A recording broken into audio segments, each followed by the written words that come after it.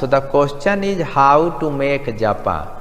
So you need to use only these three fingers, ring finger, middle finger, index finger you must avoid. So see here, you put here and then you like let's all chant the basic mantras. Om Namah Shivaya, Om Namah Shivaya, Om Namah Shivaya, Om Namah Shivaya, Om Namah Shivaya, Om Namah Shivaya, Om Namah Shivaya. When you reach here, you must take the U-turn and then again imagine you come here. Om Namah Shivaya, Om Namah Shivaya, Om Namah Shivaya, Om Namah Shivaya, Om Namah Shivaya, Om Namah Shivaya, Om Namah Shivaya. And then again you take the U-turn.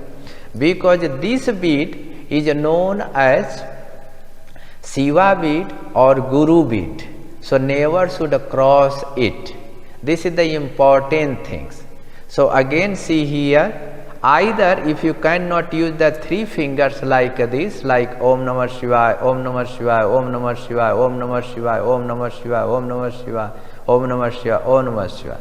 So if you cannot use this three finger, you can use the two fingers like this. Put on the middle finger, the mala, and then move. Also you need to move mala towards yourself, not outside. It's not like you can do like this. No, don't do like this. Always the Japamala you need to move towards yourself like Om Namah Shivaya, Om Namah Shivaya, Om Namah Shivaya, Om Namah Shivaya, Om Namah Shivaya, Om Namah Shivaya, Om Namah Shivaya.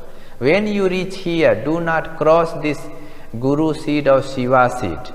So just you U-turn here, and when you U-turn again you go further.